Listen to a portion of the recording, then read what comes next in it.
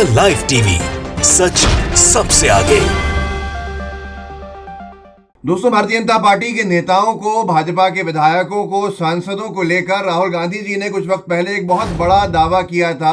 उन्होंने कहा था संसद में कि बीजेपी के नेताओं को किसान जो है बाहर नहीं निकलने देंगे, लोग बीजेपी के नेताओं को आगे नहीं आने देंगे। बहुत सारी चीजें ऐसी थी, लेकिन अब ऐसा लगता है जैसे राहुल गांधी जी उस वक्त भविष्य को देख रहे थे। क्यों ऐसा हुआ है कि आजकल हर कहीं से खबर आती है कि बीजेपी के नेता को खदेड़ दिया गया।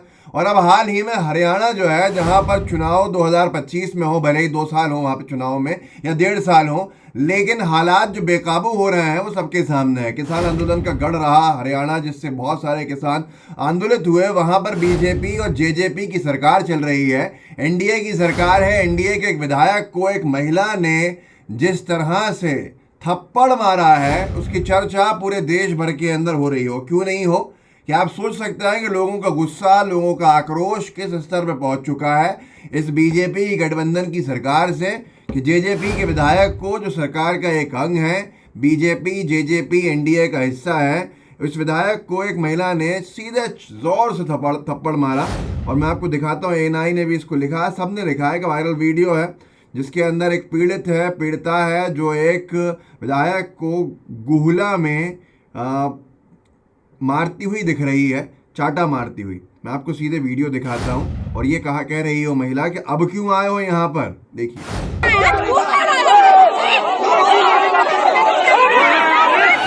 दोस्तों, देखा आपने किस तरह से क्या हालात बेकाबू हो रहे हैं बीजेपी जेजेपी की सरकार के लिए। हरियाणा में बाढ़ पीड़िता है, और बाढ़ पीड़ितों से मिलने जब एनडीए सरकार का हिस्सा जो है विधायक जी पहुंचे हैं, तो उनको पहले तो लोगों ने ये कहा कि यहाँ से जाओ, अब क्यों आए हो। फिर महिला ने ज़ोर से खींचकर एक चाटा मारा और कहा कि अब क्यों आए हो यहाँ पर हम लोगों के पास। तो आप सोच सकते हैं कि हालात बीजेपी जेजेपी एनडीए और एनडीए के सारे घटक दलों के लिए कितने खतरनाक हो गए हैं। और यही बात राहुल गांधी जी ने कही भी थी कि इनका निकलना बाहर मुश्किल हो जाएगा। किसान आंदोलन जब चल रहा था और हरियाणा की सरकार ने उनके ऊपर वाटर कैनन का इस्तेमाल किया, लाठीचार्ज का इस्तेमाल किया, आंसू गैस का इस्तेमाल किया रोकने के लिए, उसके बाद भी हालात बेकाबू हुए थे। और जेजेपी के ही, इन्हीं के एनडीए के एक विधायक ने कहा था सदन में हरियाणा के कि हम लोगों को तो शायद लोहे के कपड़े सिलवा के पहनना चाहिए और लोहे के कपड़ों में बाहर निकलना पड़ेगा, वैसा लग रहा है। वो विधायक जी भी शायद बिल्कुल सही देख रहे थे कि उनके साथियों की कुटाई पिटाई जो है आने वाले समय के अंदर बढ़ जाएगी, क्योंकि जनता अब नाराज़ है और नाराज़गी की जो है सीमा है, शायद वो सारी की सारी पार हो चुकी है कि जनता मजबूर हो गई है। आप सोचिए, एक विधायक के ऊपर अगर हाथ उठाया जा रहा है, ये निंदनीय कृत्य है, ये निंदनीय है। लेकिन वो पीड़िता जो बाढ़ पीड़ित है, वो कितनी मजबूर हो गई होगी और उसमें कितना गुस्सा होगा सरकार के लोगों के खिलाफ, सरकार के सत्ताधारी दल, सत्ताधारी जो गठबंधन है उसके विधायकों के खिलाफ। आप सोच सकते हैं कितनी ज़्यादा नाकाम ये सरकार हो गई है। और हरियाणा में खट्टर सरकार के कार्यकाल में सत्ता पक्ष के विधायकों को पीटा जा रहा है, वही महिला अगर मार रही हैं, तो आप सोच सकते हैं कि हालात कितने बेकाबू हैं। ये कोई नई बात नहीं है, इससे पहले भी एक विधायक जी उत्तर प्रदेश के, शायद कर्नाटक में चुनाव से पहले एक विधायक जी की शर्ट तक फाड़ दी थी, वहाँ पर भी उनको पीटा गया था। और ये हिंदुस्तान ने लिखा था, ग्रामीणों ने भाजपा विधायक को पीटा, फटी शर्ट में आए नज़र, वीडियो किया जारी।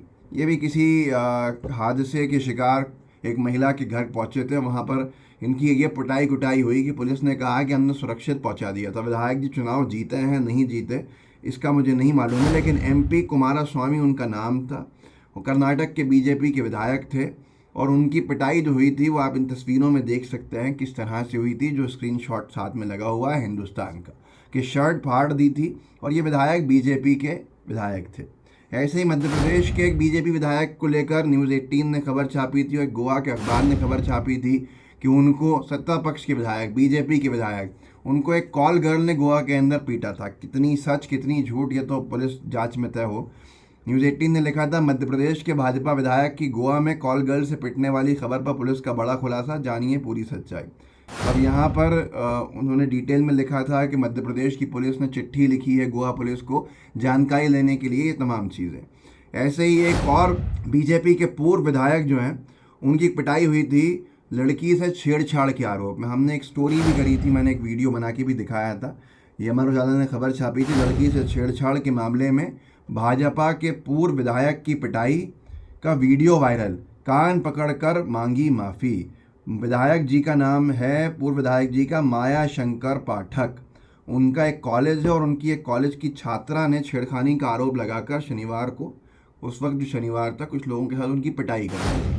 तो ये सारी चीज़ें बीजेपी में एक से एक हैं जिनके बारे में बताया जाए जितना उतना कम है।